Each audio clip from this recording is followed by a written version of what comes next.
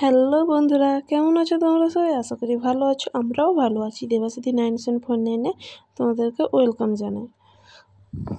দেখো এখন সকাল সকাল উঠে পড়েছি। সকাল সকাল বলতে এখন ভোর 3টা মতন বাজে উঠেছিলাম। এখন সব কিছু কাজ টাজ গুছিয়ে নিয়ে রান্নার বসিয়ে দিয়েছি, কারণ বরবাবু কিছুদিনের জন্য বাইরে যাচ্ছে। ওই জন্য ওকে লাঞ্চ দিয়ে দিচ্ছি, যেহেতু রাস্তায় হয়তো দেরি হতেও পারে। ওই জন্য লাঞ্চ দিয়ে দিচ্ছি, দুপুরের খাবারটা। দেখো এখানে কেটে রেখেছি পেঁয়াজ আর গাজর, আলু, পেঁপে মশলা দিয়ে মাখিয়ে রেখেছি। মাছকে নুন হলুদ দিয়ে মাখিয়ে রেখেছি। আর এখানে আটা মেখে রেখেছি রুটি করার জন্য। আর কি বলতো, সে যখনই বাইরে যায় না কেন লাঞ্চটা দিয়ে দেওয়ার চেষ্টা করি। সে যেহেতু বাইরে যাচ্ছে আজকে, তাই জন্য সকাল সকাল উঠে খাবার বানানো শুরু করে দিয়েছি। ফৌজিদের লাইফ এমনই হয়, অনেক সময় দেখা যায় যে দুপুরে খেতেই পায় না, যদি দেরি হয়ে গেল তো খেতেই পায় না, এমন এমন কাজে থাকে। তো দেখো এবার মাছটা ভেজে তুলে নিয়েছি। তো সেই তেলেই পেঁয়াজ দিয়ে দিয়েছি। পেঁয়াজটাকে এবার লাল লাল করে ভেজে নেব। যারা ফৌজিরা আছো বা ফৌজির ওয়াইফরা আছো তারা জানো যে লাইফটা কেমন। তো পেঁয়াজটাকে লাল লাল করে ভেজে নিব। এবার দেরি হয়ে যাচ্ছে বলে তাড়াতাড়ি করে নিচ্ছি। হয়তো সব কিছু দেখাতে পারবো না। তাড়াতাড়ি রান্না, যেহেতু দেরি হয়ে যাচ্ছে, টাইমও খুব কম। দেখো এখন পেঁয়াজটাকে লাল লাল করে ভেজে নিয়েছি। এরপর টমেটো দিয়ে দিব। টমেটো আর পেঁয়াজকে ভালোভাবে ভেজে নিব যতক্ষণ যেন টমেটোটা গলে যাচ্ছে। আর এটা কী বলো, যদি কম আঁচে রান্না করা যায় তাহলে মনে হয় বেশি টেস্ট হয়। যাতেই রান্না করো না কেন, গ্যাসে রান্না করো, উনুনে রান্না করো বা ইন্ডাকশন ওভেনে রান্না করো, যাতেই রান্না করো না কেন কম আঁচে রান্না করলে টেস্টটা বেশি আসে। আগে দেখিয়েছিলাম না, দেখো মাছ ভাজা তুলেছিলাম, এখন দেখিয়ে নিলাম। আর টাইমও হাতে বেশিক্ষণ নেই। এরপর রুটি করতে হবে। ওই আলু আর গাজর যে কেটে রেখেছিলাম ওগুলোও ভাজতে হবে, টাইমও নেই। আর কিছুক্ষণের মধ্যেও চলে যাবে, এই জন্য তাড়াহুড়ো করে সব কিছু করে নিচ্ছি। বেশি কিছুও দেখাতে পারিনি, কারণ সময় ছিল না। আর একা ক্যামেরা ধরে আছি, তো এই জন্য সম্ভব হচ্ছিল না সব কিছু দেখানো। এর মধ্যে ওর জিনিসগুলোও গুছিয়ে দিতে হচ্ছিলো। ও যে নিয়ে যাবে, ওখানে থাকবে, ওই জিনিসগুলোও গুছিয়ে দিতে হচ্ছিলো। ওই জন্য আর সম্ভব হচ্ছিল না এদিকে রান্না করা আর ক্যামেরা করা। এখন পেঁয়াজ আর টমেটোটাকে ভালো করে ভেজে নিয়েছি। তারপর এবার আদা রসুনের পেস্টটা দিয়ে দিচ্ছি। এবার দিয়ে ভালো করে আদা রসুনের পেস্টটা যাতে কাঁচা গন্ধটা যাতে না থাকে ওই রকম ভেজে নিচ্ছি।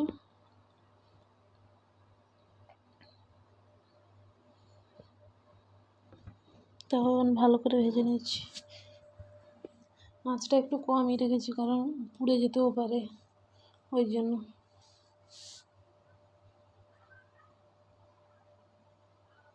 এক হাতে ক্যামেরা করেছি, তো ওই জন্য বেশি দিতে পারছি না, ওই জন্য ক্যামেরা বারবার বন্ধ করতে হচ্ছে। তো লঙ্কা গুঁড়ো দিয়ে দিলাম।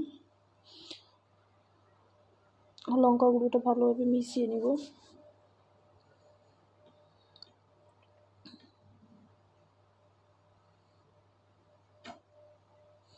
তারপর এরপর একে একে সব মশলা দিয়ে দিব। হলুদ গুঁড়ো, কাশ্মীরি লাল লঙ্কার গুঁড়ো, সব কিছু দিয়ে ভালো করে কষিয়ে এরপরে জল ঢেলে দিব।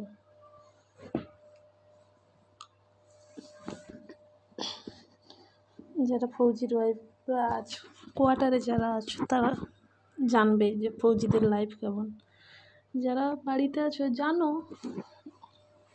বলে হয়তো জানো, তবু যারা কোয়ার্টারে আছো বেশি জানবে যে এখানে কেমন থাকে, কি ব্যাপার, সব কিছু জানবে বেশি।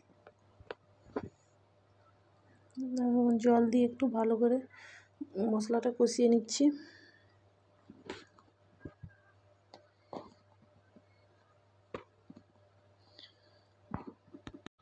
এখন ভালো করে কষিয়ে নিচ্ছি। দেখো এবার একটু লবণ দিয়ে দিলাম স্বাদ মতন।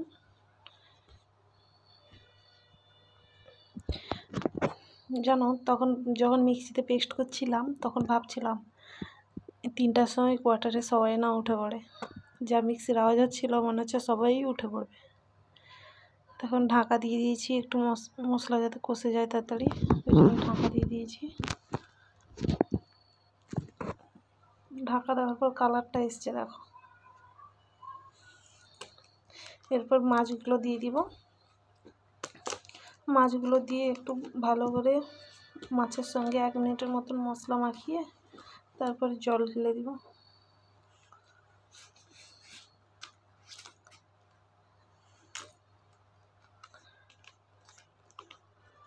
এক মিনিটের মতন মাছকে এদিক ওদিক করে মশলার সঙ্গে মাখিয়ে তারপর জল ঢেলে দিব। মাছকে মশলার সঙ্গে ভালো করে কষিয়ে নিয়েছি, এরপর জল দিয়ে দিব। যতটা জল লাগবে ততটাই দিয়ে দিচ্ছি। পরে তোমাদের সঙ্গে শেয়ারই করিনি যে কী আর করেছি, কি রান্না করেছি আর, কারণ সেদিকে টাইমও হয়ে যাচ্ছে। বড়বাবু তো বেরিয়েই চলে গেছে, বলেছে তুমি খাবার নিয়ে চলে আসো, সামনে যে পথে যাবো ওইখানেই নিয়ে নেবো। দেখো এখন টিফিনটা প্যাক করে নিয়েছি, চলো তোমাদের দেখিয়ে নিই কী নিয়েছি। দেখো এখানে ভাত নিয়েছি, ওই লাউ তরকারিটা নিয়েছি, এখানে আলু গাজর ভাজা নিয়েছি, রুটি নিয়েছি, মাছের ঝোল নিয়েছি। এখন প্যাকিং করে যেতে হবে, স্কুটি নিয়ে যেতে হবে, ওই যেই পথ দিয়ে যাবে ওই পথ দিয়ে ওইখানেই দাঁড়াতে হবে, দাঁড়াতে বললো, দিলে নিয়ে নেবে। এখন ভালো করে সব কিছু প্যাক করে নিচ্ছি। আর একটু মানে টিফিনের উপরে একটু নুন দিয়ে দিয়েছি, মা আরও বলে দিতে, একটু দিয়ে দিয়েছি যেহেতু বাইরে যাচ্ছে খাবার নিয়ে, ওই জন্য দিদির ঘর কিছুই গোছানো হয়নি, এসেই গোছাবো, কারণ রান্না বান্নায় ব্যস্ত ছিলাম, ওই জন্য কিছুই গোছাইনি। দেখো এখন চাবি নিয়ে বেরিয়ে পড়েছি, জুতো পরে নিব, এরপর চলে যাবো স্কুটি নিয়ে।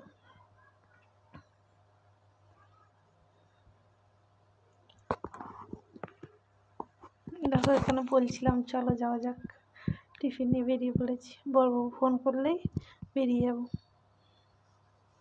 দেখো এখানে স্কুটির কাছে চলে এসেছি, এবার বেরিয়ে যাব।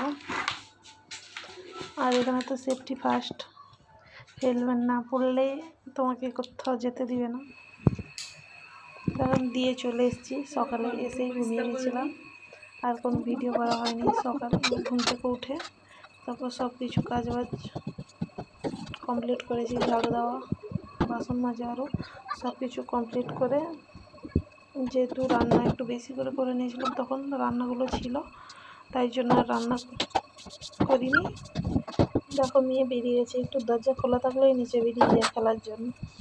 দেখুন সে এখন বেরিয়ে গেছে, ওই জন্য আমি তাড়াতাড়ি করে কাজটা করে নিচ্ছি। সব কিছু গোছাতে হবে, বড়বাবুর জামা আরও আছে, সব কিছু গোছাতে হবে। আর ও নেই না, এই ঘরটা একটু ফাঁকা ফাঁকা লাগছে, ভালো লাগছে না।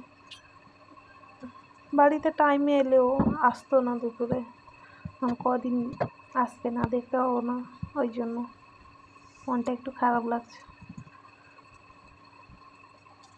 দেখো এই যে কুলগুলো গাছে হয়েছিল, ওর পাপা নিয়ে এসেছিলো, ও তো একটু একটু খেয়েছে, যেগুলো পাকা আছে খেয়েছে, যেগুলো কাঁচা একটু একটু খেয়ে সব ফেলে দিয়েছে।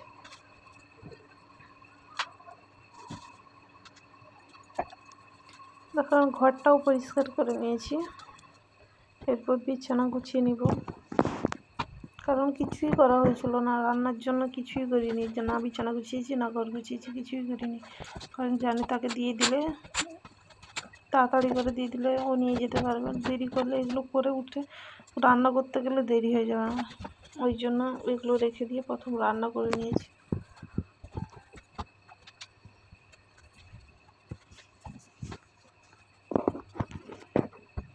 বিছানা গুছিয়ে দিলাম তো কী হয়েছে, আর একটু পরে যাদের ঘরে বাচ্চা আছে তারা সবাই জানে, আর একটু পরে বিছানা বিয়েও থাকবে না, কারণ হচ্ছে ঘরে বসে বসে বোর হচ্ছে। ঠিক আছে, আজকের ভিডিওটি এই পর্যন্ত, যদি ভালো লাগে তাহলে লাইক কমেন্ট শেয়ার এবং সাবস্ক্রাইব করে দিও। বাই বাই বন্ধুরা।